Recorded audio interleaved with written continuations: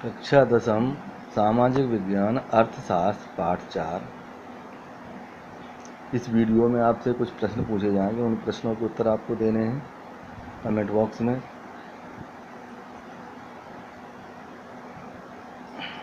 वैश्वीकरण, जैसा कि आपने पिछली वीडियो में पढ़ा कि वैश्वीकरण और भारतीय अर्थव्यवस्था के अंतर्गत बहुराष्ट्रीय कंपनियां भारत में आकर या विभिन्न विश्व के विभिन्न देशों में अपनी अपनी कंपनियां स्थापित कर रही हैं लाभ कमाने के उद्देश्य से। इसी कड़ी में एक अमेरिकी कंपनी फोर्ड मोटर्स विश्व के 26 देशों में प्रसार के साथ साथ विश्व की सबसे बड़ी मोटर गाड़ी निर्माता कंपनी है। अब प्रश्न है कि फोर्ड मोटर्स विश्व के कितने देशों में अपनी कंपनियां स्थापित कर चुकी है। फोर्ड मोटर्स सन 1995 में भारत आई और चेन्नई के निकट 1700 करोड़ का निवेश करके एक विशाल संयंत्र की स्थापना की। दूसरा प्रश्न है कि फोर्ड मोटर्स भारत में कब आई और उसने कहां पर अपना एक संयंत्र स्थापित किया। यह संयंत्र भारत में जीपों तथा एवं ट्रकों के विभिन्न प्रमुख निर्माता महिंद्रा एंड महिंद्रा के सहयोग से स्थापित किया गया। सन 2014 तक फोर्ड मोटर्स भारतीय बाजारों में 77,000 कारें बेच रही थी, जबकि 77,000 कारों का निर्यात भी भारत से दक्षिण अमेरिका, मैक्सिको, अफ्रीका और ब्राज़ील को किया गया। कंपनी विश्व के दूसरे देशों से अपने संयंत्रों के लिए फोर्ड इंडिया का विकास ऊर्जा आपूर्ति केंद्र के रूप में करना चाहती है। क्या आप मानते हैं कि फोर्ड मोटर्स एक बहुराष्ट्रीय कंपनी है? क्यों? फोर्ड मोटर्स एक बहुराष्ट्रीय कंपनी है क्योंकि अमेरिकी मूल की यह कंपनी विश्व के 26 देशों में अपना व्यापार कर रही है। यह विश्व की सबसे बड़ी मोटर निर्माता कंपनी है। विदेशी निवेश क्या है? फोर्ड मोटर्स ने भारत में कितना निवेश किया था? किसी बहुराष्ट्रीय कंपनी द्वारा दूसरे देश में किए गए निवेश को विदेशी निवेश कहा जाता है। फोर्ड मोटर्स ने भारत में 1700 करोड़ रुपए का निवेश किया था। तो प्रश्न है कि विदेशी निवेश क्या है? फोर्ड मोटर्स ने भारत में कितना निवेश किया? भारत में उत्पादन संयंत्र स्थापित करके फोर्ड मोटर्स जैसी बहुराष्ट्रीय कंपनियां केवल भारत जैसे देशों के विशाल बाजार का ही लाभ नहीं उठाती हैं, बल्कि कम उत्पादन लागत का भी लाभ प्राप्त करती हैं।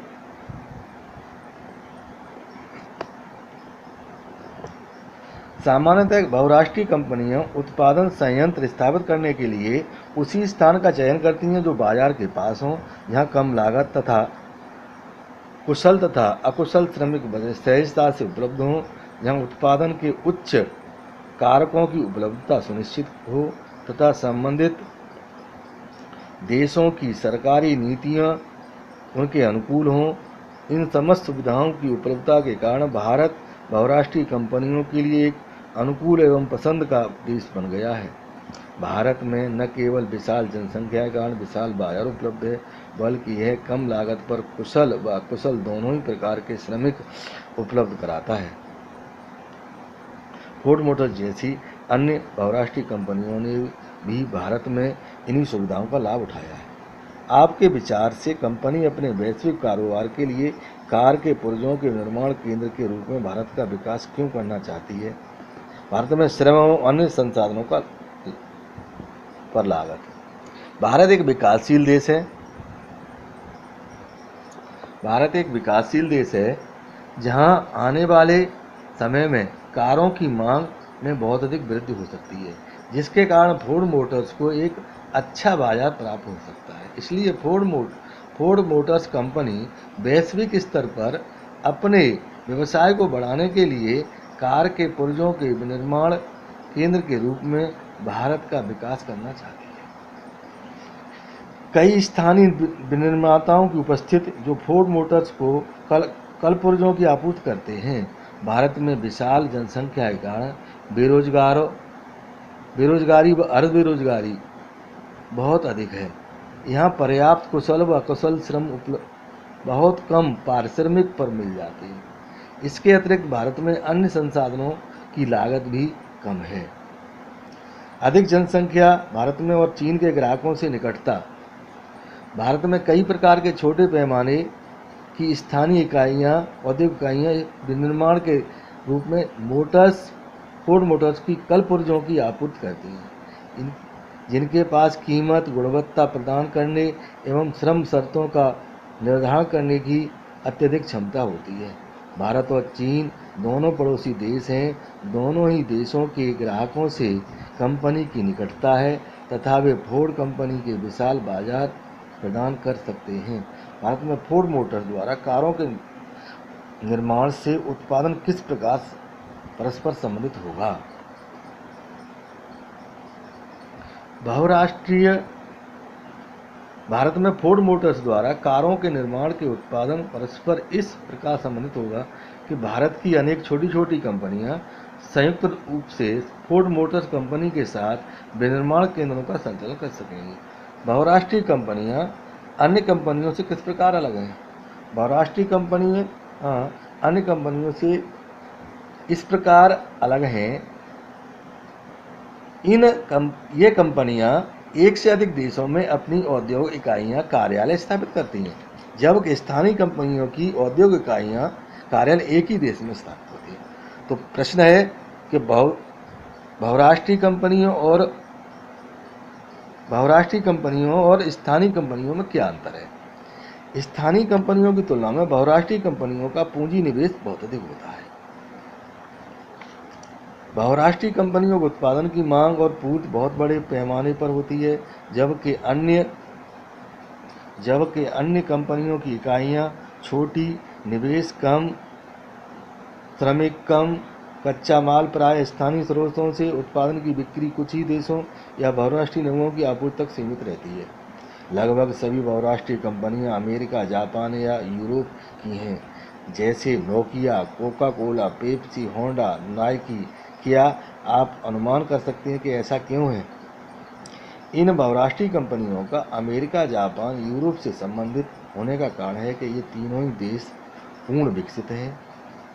संबंधित कंपनियों के पास नवीनतम प्रौद्योगिकी, कुशल प्रबंधन, उच्च स्तरीय उद्यम क्षमता, अपार पूंजी और सभी प्रकार के संसाधन खरीदने एवं निवेश करने तथा विभिन्न राष्ट्रों की सरकारों के साथ व्यापारिक समझौता करने की क्षमता एवं दक्षता है। तो Nokia, Coca Cola, Pepsi, Honda, Nike ये कहाँ की बहुराष्ट्रीय कंपनियां हैं?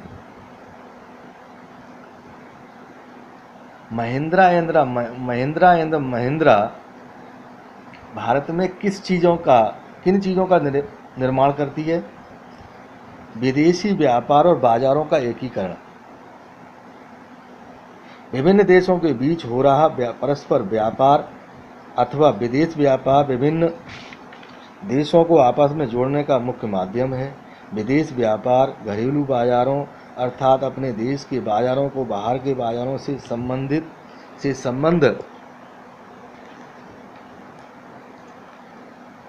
स्थापित करने का उत्पादकों को अच्छा अवसर प्रदान करता है। विदेश व्यापार विश्व के अन्य देशों के बाजारों में उत्पादकों को परस्पर प्रतिस्पर्धा करने का अवसर प्रदान करता है। दूसरे देशों में उत्पादित वस्तुओं के आयात से खरीदारों के सम्मुख संबंधित वस्तुओं के घरेलू उत्पादन के अन्य विकल्पों पर विस्तार होता है। विदेश व्यापार में वस्तुओं के सीमा पर आवागमन में बाजार और वस्तुओं के विकल्प बढ़ जाते हैं।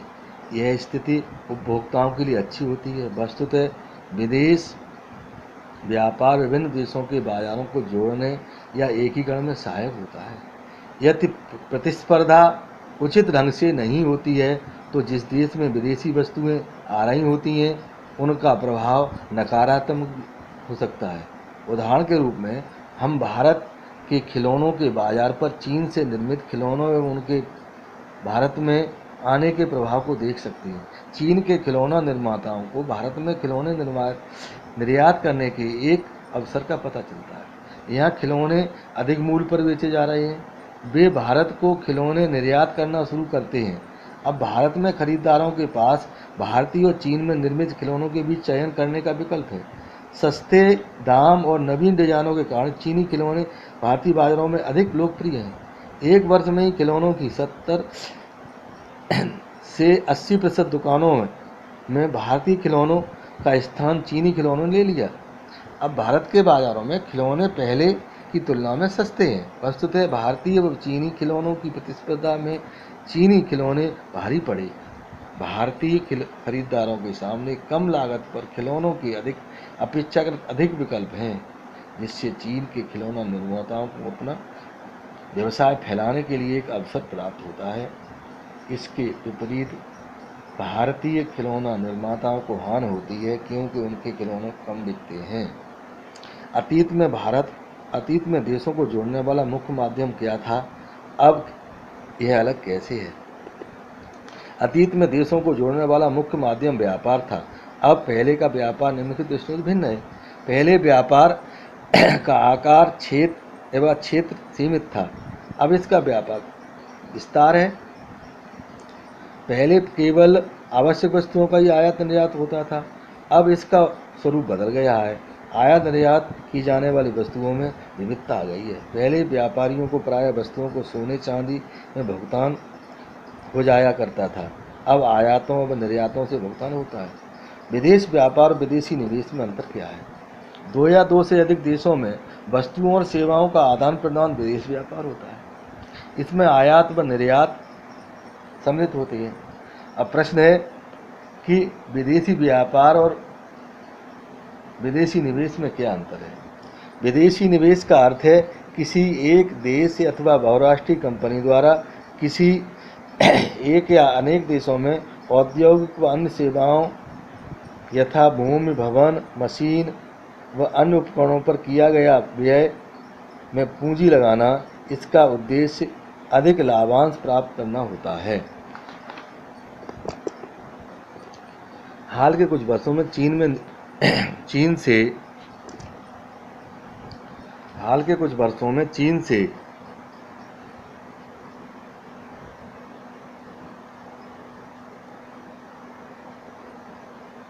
चीन भारत से इस्पात आयात कर रहा है। व्याख्या करें, चीन द्वारा इस्पात का आयात कैसे प्रभावित हो रहा है। चीन की इस्पात कंपनियों को भारत की अच्छी गुणवत्ता का इस्पात पर्याप्त मात्रा में होते ही तुरंत उपलब्ध होगा। दूसरे, चीन के निकट होने के कारण परिवहन लागत भी कम होगी। भारत की इस्पात कंपनियों को विदेशों में इस्पात की मांग बढ़ने के कारण देश में इसकी आपूर्ति कम हो जाएगी, इसलिए भारत में कच्चे माल व निर्यात माल की कीमतें बढ़ जाएंगी। दूसरे, भारत को इस्पात क्षेत्र में पूंजी निवेश बढ़ाने, प्रौद्योगिकी स्तर को आधुनिक करने, श्रम संख्या बढ़ाने, गुणवत्ता में सुधार करने व उत्पादन लागत को कम करने के निरंतर प्रयास करने चाहिए। चीन में अन्य औद्योगिक वस्तुओं के उत्पादन के लिए इस्पात खरीदने वाले उद्योगों को चीन में अन्य औद्योगिक वस्तुओं के उत्पादन के लिए इस्पात खरीदने वाले कारखानों को चीन में ही कच्चा माल शीघ्र और सस्ता मिल जाएगा। इससे चीन के कुल औद्योगिक उत्पादन में वृद्धि होगी। चीन के बाजारों में भारत से इस्पात का आयात किस प्रकार दोनों देशों के इस्पात बाजार के एकीकरण में सहायता करेगा। चीन के बाजारों में भारत से इस्पात या आयात करने से दोनों देशों के इस्पात बाजार के एकीकरण में सहायता मिलेगी। इसके फलस्वरूप दोनों देशों के इस्पात व्यापारियों व कंपनी प्रतिनिधियों का आवागमन बढ़ेगा। चीन कच्चे इस्पात का आयात करेगा। भारत निर्मित माल का दोनों देश मिलकर परस्पर संयुक्त उद्यम की भी स्थापना कर सकते हैं। दोनों के मध्य नवीनतम प्रौद्योगिकी का आदान प्रदान भी होगा। इस प्रकार इस वीडियो में बहुराष्ट्रीय कंपनियों के द्वारा अपनी कंपनियों का विश्व के विभिन्न देशों में विस्तार के बारे में बताया गया है और इससे उनको किस प्रकार लाभ होगा, भारतीय कंपनियों को किस प्रकार लाभ होगा और क्या हानि होगी, इसके बारे में बताया गया है।